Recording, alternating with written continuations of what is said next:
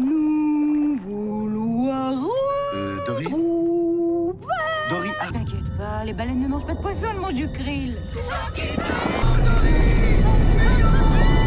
Et salut, si toi aussi t'en as marre de te faire recte sur les marchés, que tu cherches à comprendre pourquoi ça t'arrive et comment l'éviter, dans cette vidéo on va parler des whales et du poids qu'elles ont sur les marchés, comment fonctionnent-elles, comment les repérer et s'en préserver, et bien découvrons ça ensemble dans cette vidéo.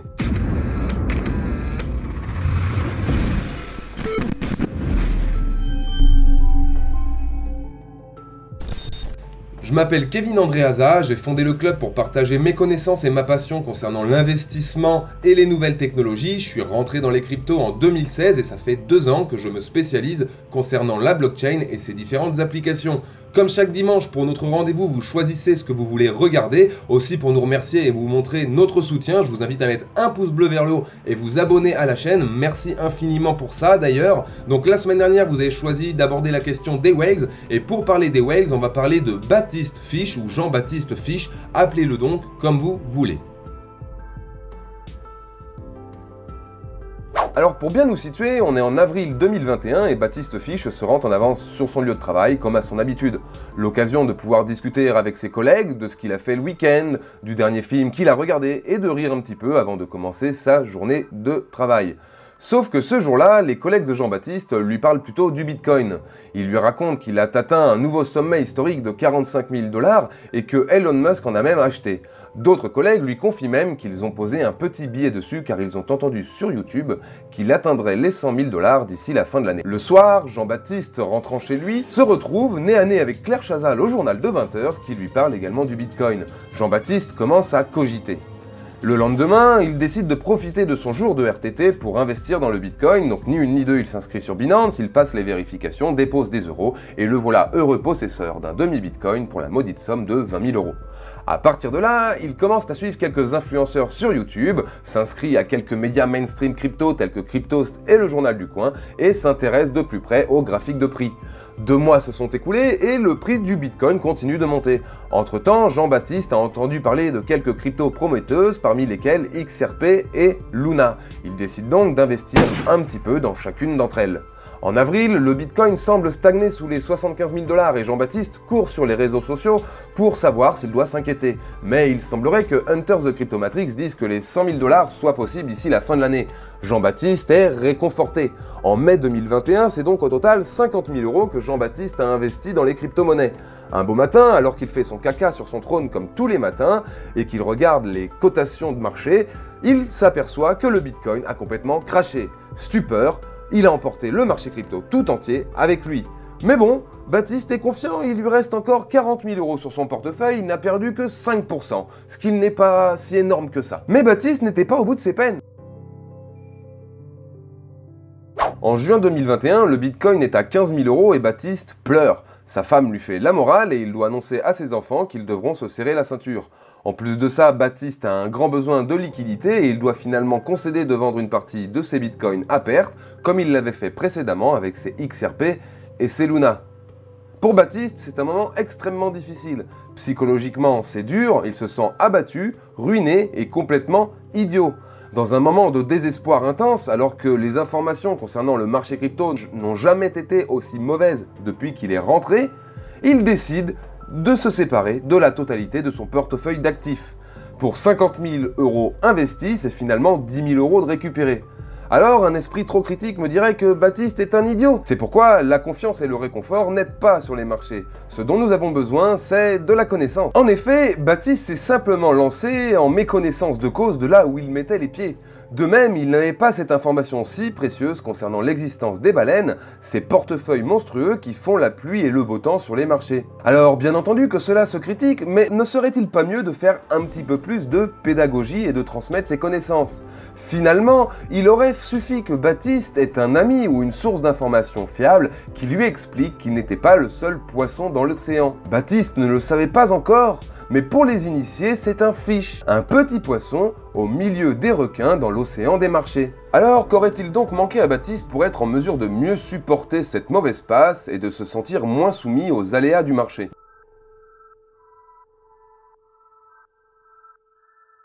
Dans le jargon, une baleine, c'est une personne ou une institution qui possède une très grande quantité d'actifs et qui a la possibilité de pouvoir influencer les mouvements de prix des cours. Alors ce qui fait bouger le prix d'un actif, ça a toujours été et ce sera toujours l'offre et la demande, hein. Donc s'il y a plus d'offres que de demandes, le prix baisse, et s'il y a plus de demandes que d'offres, le prix montera. L'offre est représentée par les vendeurs et la demande est représentée par les acheteurs. Donc plus il y a d'acheteurs et plus le prix est susceptible de monter, et inversement s'il y a plus de vendeurs que d'acheteurs.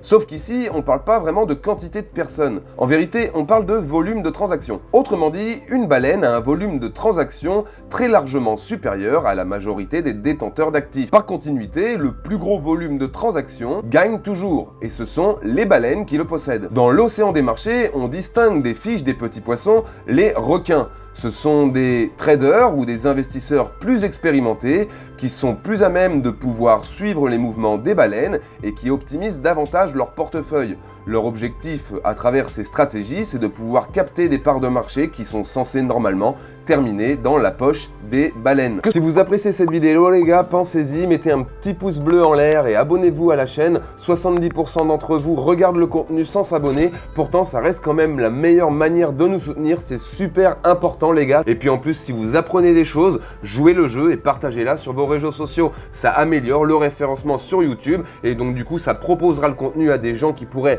l'apprécier mais qui n'ont pas encore découvert la chaîne. Merci beaucoup, on reprend tout de suite la vidéo. Que ce soit les requins, les baleines ou pour Baptiste Fish, l'objectif est exactement le même. Acheter quand c'est bas pour vendre quand c'est haut. Mais s'il y a une chose qu'il faut garder à l'esprit en ce qui concerne le marché au comptant, c'est-à-dire le marché spot, et en ce qui concerne surtout les échanges sur ces marchés, c'est que si je vends mon jeton, il faut que je le vende à quelqu'un, il faut qu'il y ait quelqu'un pour me l'acheter, et de même, quand j'achète mon jeton, il faut qu'il y ait quelqu'un pour me le vendre. Alors cela peut vous paraître une information bien inutile, mais c'est parce que vous n'avez pas compris comment achètent et vendent les baleines, ni les différents leviers utilisés par ces dernières. Il existe différents types de baleines et différents modes opératoires. Par exemple, parmi les premiers investisseurs sur un projet comme Ethereum, il doit certainement y avoir aujourd'hui des baleines actives sur le cours. Et il en est de même pour le Bitcoin. Comme ce sont des personnes qui ont cru au projet à ses débuts, et qu'ils ne valaient rien, ils ont pu amasser une grande quantité d'argent et une grande quantité de jetons, ce qui fait d'eux des baleines. Avant de vous montrer mon petit schéma illustratif, passons en revue quelques notions pour bien comprendre. Ces notions, c'est des notions qu'on entend régulièrement dans le monde de la finance, et la première, ça va être d'acheter les rumeurs et de vendre l'information officielle. La seconde dira plutôt qu'il faut acheter la peur et vendre la gourmandise, et enfin on entend régulièrement que les prix sont déjà pricés, c'est-à-dire qu'ils sont déjà établis. Ces notions vont nous permettre de mieux comprendre ce schéma et les notions que nous allons aborder ensemble. Alors nous voilà sur le schéma, donc je vous ai fait un schéma en 3 étapes. Donc d'abord je vous ai fait un petit schéma simple pour bien comprendre le fonctionnement d'achat-vente, et ensuite je vous ai fait le schéma un petit peu plus complexe avec le mécanisme de pump and dump utilisé par les baleines. Donc, on a ici, donc, quand le marché dump, on a un exemple avec le Bitcoin donc, qui crash, et donc quand le Bitcoin crash, évidemment, tous les médias et réseaux sociaux s'emballent, et du coup ça crée de la peur, ce qu'on appelle le FUD sur les marchés, de l'incertitude, et généralement, en fait, quand on est dans ces contextes, les whales, elles souhaitent acheter, puisque c'est elles qui sont au préalable responsables du dump, on l'a dit précédemment, elles influencent le cours des marchés, et donc du coup, les sharks, eux, décident de suivre les baleines, donc ils sont aussi dans une dynamique d'achat, et bon, tous passent par une plateforme d'échange. Après, comment ils s'arrangent pour pouvoir écouler leur stock et constituer leur stock avec les plateformes d'échange, c'est autre chose.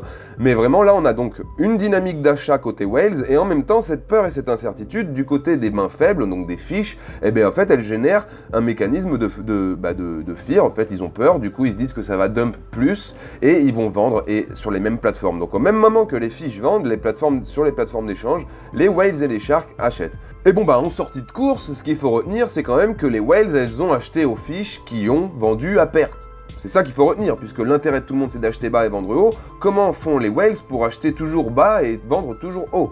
Donc elles font ce genre de mouvement. Donc elles achètent aux fiches. Et donc les sharks y suivent.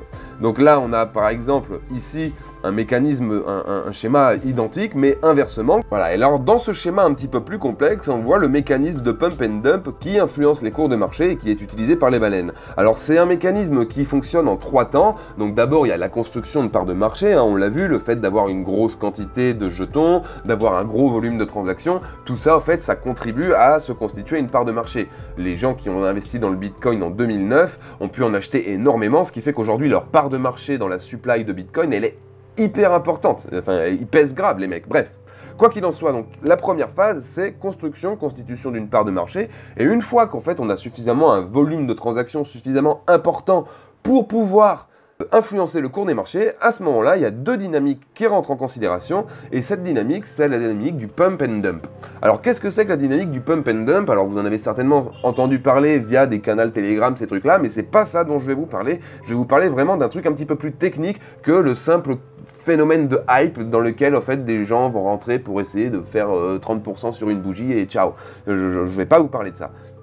Là, je parle vraiment de comment les baleines fonctionnent sur les marchés, et parce que les baleines, elles sont pas connes en fait, elles savent que les réseaux sociaux ils vont s'emballer, elles savent que les médias vont s'emballer, parce qu'elles ont un temps d'avance, parce qu'elles sont patientes, ça fait déjà des années en fait qu'elles sont rentrées sur le cours du Bitcoin ou de l'Ethereum par exemple. Donc bref, le pump. Alors le pump, en fait, l'idée du pump, c'est de faire partir le prix dans une direction, quelle que soit la direction d'ailleurs, que ce soit à la hausse ou à la baisse, et que cette direction, genre, il faut y aller au maximum, donc il faut aller aussi loin que nécessaire. On l'a vu par exemple, précédent bull run de Bitcoin, on était jusqu'à 75 000 $, et quand on était sur ces niveaux, qu'est-ce qu'on entendait? Que ça allait atteindre les 100 000 $. Manque de peau, on n'est toujours pas aux 100 000 $ aujourd'hui.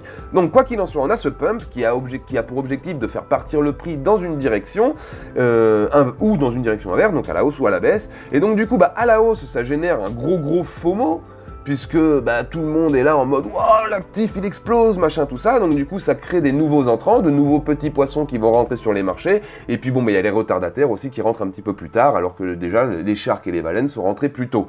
Et en fait, à ce moment-là, ils achètent les nouveaux entrants. Bitcoin, 75 000 $, ça va atteindre les 100 000, patati patata, waouh, mais c'est trop ouf, mais si ça monte encore, est-ce qu'il faudrait pas que j'achète maintenant? Poum, les fiches achètent.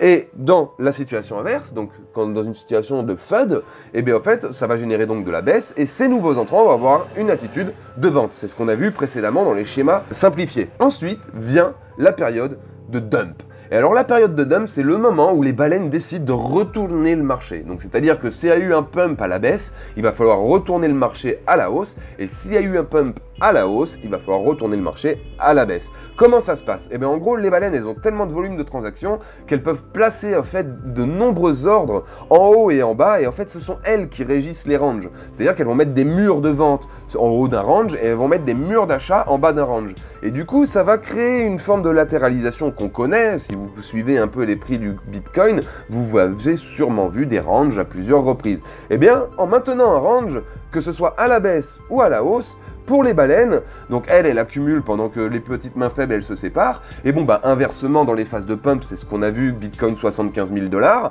c'est que le Bitcoin, il était très haut, et donc du coup, il y a eu un range qui s'est créé, ça a latéralisé, et du coup, elles ont pu, les baleines, écouler leur stock de Bitcoin aux mains faibles qui ont FOMO, et ensuite, la tendance, elle s'est inversée. Comment le détecter, en fait? Parce qu'on va essayer d'aller voir ça directement sur un graphique.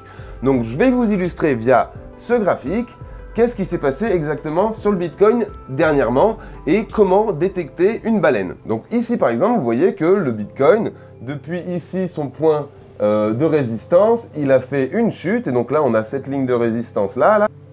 On descend un petit peu et on regarde les volumes de transactions. Et ici il y a du volume qui est rentré. Ici, beaucoup de volume est rentré aussi. Qu'est-ce qu'on a dit plus haut? On a dit que le volume de transactions, il était détenu majoritairement par les baleines. 80% des volumes de transactions que vous voyez là, 80% de ces trucs là, de chacune de ces barres, c'est en fait des baleines. Ici on a des volumes, ici on a des volumes, et regardez ce qui se passe. Ici on a des volumes, le prix il monte, et on a beaucoup de volumes. Et là on a le prix qui continue de monter selon cette ligne de support là.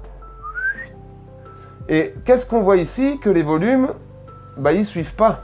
Ça latéralise. Et qu'est-ce qu'on voit du coup s'observer? Une cassure de notre support. Et ça s'explique par le fait que les volumes depuis ici cette impulsion n'ont pas été en augmentant. Donc voilà comment détecter les baleines. Reprenons l'histoire de Baptiste et passons en revue toutes les choses qu'il aurait faites autrement. Alors tout d'abord, il n'aurait pas investi dans le Bitcoin le jour suivant sa conversation avec ses collègues. Car le fait que Claire Chazal lui en parle au JT de TF1 lui aurait mis la puce à l'oreille.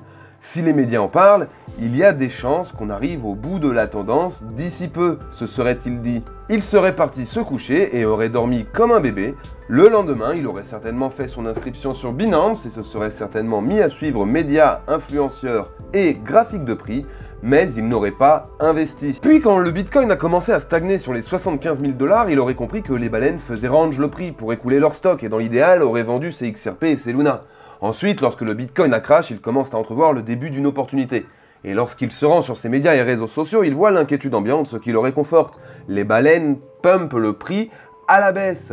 Enfin, lorsque le Bitcoin est sur son support majeur à 15 000 €, en juin 2021, Baptiste, fort de quelques profits et peu de pertes, se retrouve toujours avec ses 20 000 € disponibles pour acheter du Bitcoin. Il aurait acheté 1,2 Bitcoin au lieu de un demi-Bitcoin, et évidemment, la suite de l'histoire, vous la connaissez. Il n'annoncera jamais à ses enfants qu'ils doivent se serrer la ceinture, et il n'aura pas non plus à annoncer à sa femme qu'il a perdu 40 000 € de leur précieuse épargne. Et certainement que quelques semaines plus tard, il se payait un bon resto en famille, et que sa femme lui aurait fait l'amour comme jamais. Cette vidéo est à présent terminée, j'espère de tout cœur qu'elle vous a plu. Si c'est le cas, si vous êtes encore là et que ça vous intéresse d'avoir plus d'informations ou de me dire que j'ai dit des grosses conneries, partagez-le moi aux commentaires ou tout simplement rejoignez-nous sur notre canal Telegram. Évidemment, si vous voulez également accès au schéma et tout ça, rejoignez-nous sur le canal Telegram pour nous les demander, je vous les partagerai avec plaisir. Et puis sur ce, je vous dis à dimanche prochain et puis bonne semaine les copains, ciao!